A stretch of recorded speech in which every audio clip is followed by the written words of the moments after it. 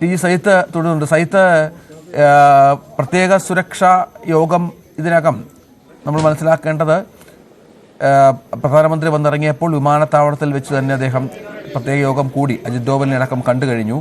ഇനി മന്ത്രിസഭാ യോഗം ചേരുക എന്നുള്ള, പ്രതിരോധ മന്ത്രിയെ അടക്കം കാണുക എന്നുള്ള കാര്യം കൂടിയുണ്ട്. എന്ത് നടപടികൾ പ്രതീക്ഷിക്കണം നമ്മൾ ഉടൻ തന്നെ? 11 മണിയോടുകൂടി സുരക്ഷാ സമിതി യോഗം ചേരും. 11 മണിക്ക് തന്നെ ചേർന്ന് സ്ഥിതിഗതികൾ വിലയിരുത്തും. പ്രധാനമന്ത്രി പങ്കെടുത്തുകൊണ്ട് ആ സാഹചര്യങ്ങൾ വിലയിരുത്തുകയാണ്. നിലവിൽ അവിടെ സ്വീകരിച്ച നടപടികൾ, ഒപ്പം തന്നെ ഇനി അങ്ങോട്ട് സ്വീകരിക്കാൻ പോകുന്ന സ്ട്രാറ്റജി, ഇത് സംബന്ധിച്ച ഒരു വ്യക്തത ഇക്കാര്യത്തിൽ ഉണ്ടാകുമെന്ന് തന്നെയാണ് പ്രതീക്ഷിക്കുന്നത്. നമുക്കറിയാം, എയർപോർട്ടിൽ സൗദിയിൽ നിന്നും ഇറങ്ങിയെത്തിയ പ്രധാനമന്ത്രിക്ക് എയർപോർട്ടിൽ വെച്ച് തന്നെ സ്ഥിതിഗതികൾ സംബന്ധിച്ച ഏകദേശ രൂപം പങ്കുവെച്ചു കഴിഞ്ഞു.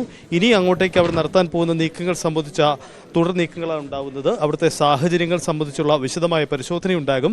രാജ്യത്തെ ഏറ്റവും സുപ്രധാനമാവുന്നത്, നമുക്കറിയാം, കാശ്മീരിൻ്റെ ഭരണ സംവിധാനത്തിൽ കാലോചിതമായ വലിയൊരു മാറ്റം സംഭവിച്ച ഒരു കാലഘട്ടം കൂടിയാണിത്. കാരണം അവിടെ ആർട്ടിക്കിൾ 370യുമായി ബന്ധപ്പെട്ട് സ്വയംഭരണാവകാശം ഇല്ലായിരുന്ന സംസ്ഥാനത്ത് വീണ്ടും തെരഞ്ഞെടുപ്പ് നടന്ന് ഒരു സർക്കാർ അധികാരത്തിൽ വന്ന് സാഹചര്യങ്ങൾ മുന്നോട്ട് പോകുന്നതിനിടയിലാണ് ഈ സംഭവം നടക്കുന്നത്. അതുകൊണ്ട് തന്നെ അവിടുത്തെ സാഹചര്യങ്ങൾ സംബന്ധിച്ച അത്തരം വിലയിരുത്തൽ കൂടി ഉണ്ടാകുമെന്ന് വേണം നമുക്ക് കരുതാൻ.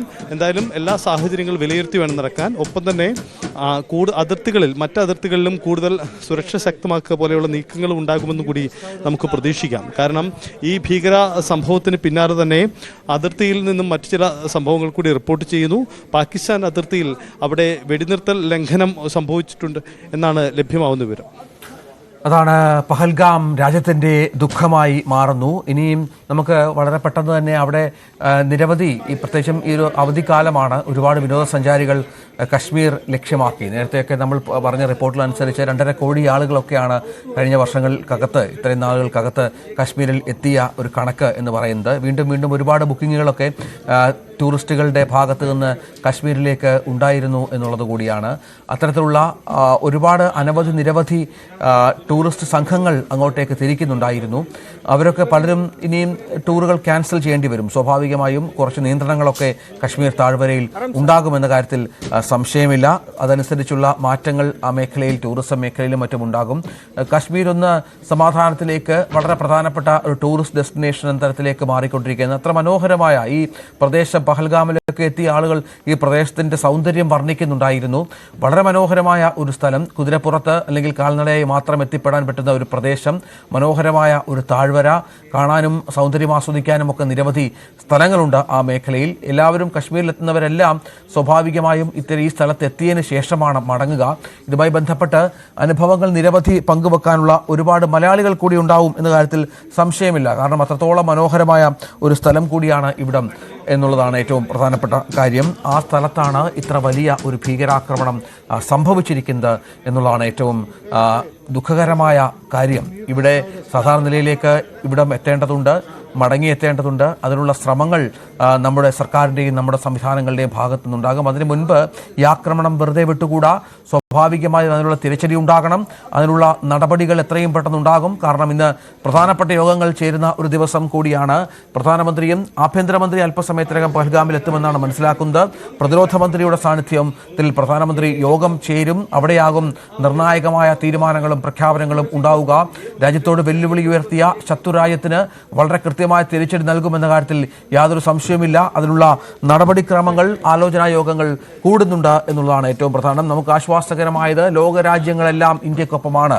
അമേരിക്കയും ഇസ്രായേലും സൗദിയും റഷ്യയും ഇറാനും ഒക്കെ ഇന്ത്യക്ക് നിർലോഭമായ പിന്തുണ അറിയിച്ചിട്ടുണ്ട്. എല്ലാ മേഖലകളിൽ നിന്നും പിന്തുണ ഉണ്ടാകുമെന്ന് ഡൊണാൾഡ് ട്രംപ് ഒക്കെ അതീവ ദുഃഖത്തോടുകൂടി പ്രതികരിച്ചു. വ്ളാഡിമിർ പുടിനും ഈ ആക്രമണത്തെ അപലപിക്കുന്ന സാഹചര്യം നമ്മൾ കണ്ടു. ഇത്തരത്തിൽ ലോകരാജ്യങ്ങളുടെ പിന്തുണ, സൗദിയിലായിരുന്നു പ്രധാനമന്ത്രി. 40 വർഷത്തിന് ശേഷം ഒരു ഇന്ത്യൻ പ്രധാനമന്ത്രി സൗദിയിലെത്തി. അവിടുത്തെ വളരെ പ്രധാനപ്പെട്ട യോഗങ്ങൾ ചേരുന്ന പശ്ചാത്തലത്തിലാണ് ഈ ആക്രമണം ഉണ്ടായത് എന്നുകൂടി ചേർത്ത് വെക്കണം. മറ്റൊന്ന്, അമേരിക്കയുടെ വൈസ് പ്രസിഡന്റ് വാൻസ് ഇന്ത്യയിലുള്ള സമയത്ത് കൂടിയാണ് ഈ ആക്രമണം ഉണ്ടായത് എന്നതും ഇതിൻ്റെ പ്രാധാന്യം അല്ലെങ്കിൽ ഇതിൻ്റെ ആ ഒരു ദുരൂഹത വർദ്ധിപ്പിക്കുന്നു എന്നുള്ളതാണ് ഏറ്റവും പ്രധാനപ്പെട്ട കാര്യം. നമുക്കറിയാം തഹാവൂർ റാണയെ ഇന്ത്യക്ക് വിട്ടുതന്നിട്ട് ഏതാനും ദിവസങ്ങൾ മാത്രമാണ് ആയിരിക്കുന്നത്. അമേരിക്കയ്ക്കുള്ള അതിലുള്ള മുന്നറിയിപ്പോ എന്ന തരത്തിലൊക്കെയുള്ള വ്യാഖ്യാനങ്ങളും മറ്റും വരുന്നുണ്ട്. ഏതായാലും ലോകരാജ്യങ്ങൾ ഒറ്റക്കെട്ടായി ഇന്ത്യക്ക് പുറകിലുണ്ട് എന്നുള്ളതാണ് ഏറ്റവും പ്രധാനപ്പെട്ട കാര്യം. എന്ത് തിരിച്ചടിക്കും ലോകരാജ്യങ്ങളുടെ പിന്തുണ സ്വാഭാവികമായും ഉണ്ടാകും എന്ന കാര്യത്തിൽ സംശയമില്ല. അത്രത്തോളമാണ് കാര്യങ്ങൾ. ഇനിയും നമ്മൾ അറിയേണ്ടത് ഈ ആളുകൾ ആരെങ്കിലും ഈ പ്രദേശങ്ങളിൽ നിന്ന് അവരെ തിരിച്ചെത്തിക്കുക എന്നുള്ള നടപടിക്രമങ്ങൾ. സൈത്ത് കൂടുതൽ ഫ്ലൈറ്റുകൾ ഏർപ്പാട് ചെയ്തിട്ടുണ്ട് എന്നാണ് മനസ്സിലാകുന്നത്, ശ്രീനഗറിൽ നിന്നും കശ്മീരിൽ നിന്നും മറ്റും. അത് ഈ പറഞ്ഞതുപോലെ മറ്റ് സംസ്ഥാനങ്ങളിൽ നിന്നുള്ള ഒരുപാട് വിനോദസഞ്ചാരികളുണ്ട്. അവർക്കൊക്കെ എത്രയും പെട്ടെന്ന് നാട്ടിലേക്ക് തിരിച്ചു പോകണമെന്നുള്ള ആഗ്രഹമായിരിക്കും. അതനുസരിച്ചുള്ള ക്രമീകരണങ്ങൾ പൂർത്തിയായി വരികയാണോ? തീർച്ചയായിട്ടും ആ ക്രമീകരണങ്ങൾ ഒരുക്കിയിട്ടുണ്ട്. മാത്രമല്ല ഈ മൃതദേഹങ്ങൾ നാട്ടിലെത്തിക്കുന്നതിന് വേണ്ടിയുള്ള ഫ്ലൈറ്റ് ചാർട്ട് ചെയ്ത് കഴിഞ്ഞു. അതിനുള്ള ക്രമീകരണങ്ങളും ഒരുക്കിയിട്ടുണ്ട്. മലയാളിയായ രാമചന്ദ്രൻ്റെ അദ്ദേഹത്തിൻ്റെ മൃതദേഹം ന്യൂഡൽഹി വഴിയായിരിക്കും കൊച്ചിയിലേക്ക് കൊണ്ടുവരിക. അതിനുള്ള ക്രമീകരണം 11:30 അവിടുന്ന് പുറപ്പെടും. അത്തരത്തിലുള്ള ക്രമീകരണം നടത്തി. ഇതുപോലെ തന്നെ മറ്റെല്ലാ സംസ്ഥാനങ്ങളിലേക്കുമുള്ള യാത്രയ്ക്ക് വേണ്ടി ആ ക്രമീകരണങ്ങളെല്ലാം ഒരുക്കിയിട്ടുണ്ട്. കുടുങ്ങിക്കിടക്കുന്ന യാത്രക്കാരെ നാട്ടിലെത്തിക്കുന്നതിന് വേണ്ടിയും പ്രത്യേക സജ്ജീകരണങ്ങൾ ഒരുക്കിയിട്ടുണ്ട്. ഓരോ സംസ്ഥാനങ്ങളിലും പ്രത്യേക സുരക്ഷ ഈ ഹെൽപ്പ് ഡെസ്കുകൾ ആരംഭിച്ചതിന് പുറമെ തന്നെ മറ്റ് സംവിധാനങ്ങളും ഒരുക്കിയിട്ടുണ്ട്. കേരളത്തിൽ നോർക്ക പ്രത്യേക സംവിധാനം തുടങ്ങിയിട്ടുണ്ട്. കാരണം കുടുങ്ങിക്കിടക്കുന്ന മലയാളികൾ ആരെങ്കിലും ഉണ്ടെങ്കിൽ ബന്ധപ്പെടാമെന്ന അറിയിപ്പ് കൊടുത്തിട്ടുണ്ട്. അവിടേക്കും കോളുകൾ എത്തുന്നു എന്നാണ് മനസ്സിലാക്കുന്നത്. നമുക്കറിയാം കേരളത്തിലെ സാഹചര്യത്തിൽ ഇവിടെ അവധിക്കാലമാണ്. അതുകൊണ്ട് തന്നെ നിരവധി ആളുകൾ ഈ വടക്കേന്ത്യൻ സംസ്ഥാനങ്ങളിലേക്കും മറ്റും വിനോദ യാത്രകൾക്ക് വേണ്ടി പോയിരുന്നു. കശ്മീർ താഴ്വരകളിൽ നിരവധി മലയാളികളുണ്ട്. ടൂറിസം ഓപ്പറേറ്റർമാർ ഈ ദിവസങ്ങളിൽ കശ്മീർ കേന്ദ്രീകരിച്ച് നിരവധി ടൂറിസം പ്ലാനുകൾ നടത്തിയിരുന്നു. അങ്ങനെ എത്തിയ നിരവധി പേരുകളൊക്കെ അവിടെ കുടുങ്ങിക്കിടപ്പുണ്ട്. ചിലരൊക്കെ ഇന്നലെ ഈ ശ്രീനഗറിലും മറ്റും സുരക്ഷിത ഇടങ്ങളിലേക്ക് ഇന്നലെ തന്നെ മാറിയിരുന്നു. എന്നാൽ പഹൽഗാമിൽ മേഖലകളിൽ കുടുങ്ങിക്കിടന്ന ചിലരൊക്കെ ഇന്ന് രാവിലെയാണ് അവിടേക്ക് പോകാൻ കഴിഞ്ഞത്. അങ്ങനെ ആ മേഖലയിൽ നിന്ന് എല്ലാവരെയും സുരക്ഷിത ഇടങ്ങളിലേക്ക് മാറ്റിയിട്ടുണ്ട്. തങ്ങളുടെ ബന്ധുക്കൾക്ക് എന്തെങ്കിലും പ്രതിസന്ധികൾ ഉണ്ടായിട്ടുണ്ടോ എന്ന ആശങ്കയോടെ അധികൃതരെ ബന്ധപ്പെടുന്ന നിരവധി കോളുകൾ ഈ നോർക്കയിലും മറ്റും ലഭ്യമായി വരുന്നതുമുണ്ട്. എന്തായാലും നിലവിൽ ബാക്കി കാര്യങ്ങളെല്ലാം സ്ഥിതിഗതികൾ സുരക്ഷിതമാണ്. സുരക്ഷ ഈ അക്രമം നടത്തിയ ഭീകരർക്ക് വേണ്ടിയുള്ള തെരച്ചിലാണ് നടത്തുന്നത്. എന്തായാലും 11 നടക്കാൻ പോകുന്ന ഈ യോഗം നിർണായകമാണ്. കാരണം ഈ യോഗത്തിൽ ഇനി എടുക്കാൻ പോകുന്ന ആക്ഷൻ പ്ലാൻ സംബന്ധിച്ചൊരു വ്യക്തത ഉണ്ടാകുമെന്നാണ് പ്രതീക്ഷിക്കുന്നത്. അതാണ് സാഹചര്യം. അമിത്ഷാ പഹൽഗാമിലേക്ക് എത്തും അല്പസമയത്തിനകം. പ്രധാനമന്ത്രിയും യോഗത്തിന് ശേഷം കശ്മീരിലെത്തും എന്നാണ് മനസ്സിലാക്കേണ്ടത്. ഒരുപക്ഷെ അത്തരം നീക്കങ്ങളും PMOയുടെ ഭാഗത്തു നിന്ന് ഉണ്ടാകാം. ഭീകരാക്രമണത്തിൽ 28 മരണം സംഭവിച്ചിരിക്കുന്നു. 27 പുരുഷന്മാരും ഒരു സ്ത്രീയും അടക്കമാണ് മരിച്ചിരിക്കുന്നത്. 2 വിദേശികളും മരിച്ചു എന്നുള്ളത് ഈ ഭീകരാക്രമണത്തിൻ്റെ ഗൗരവം വല്ലാതെ വർദ്ധിപ്പിക്കുന്നുണ്ട്.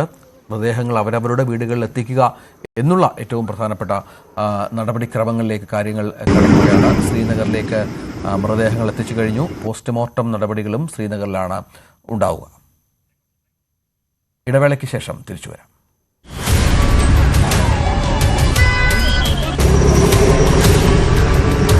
खुदाया कहाँ पे आपका बेटा कहाँ पे है?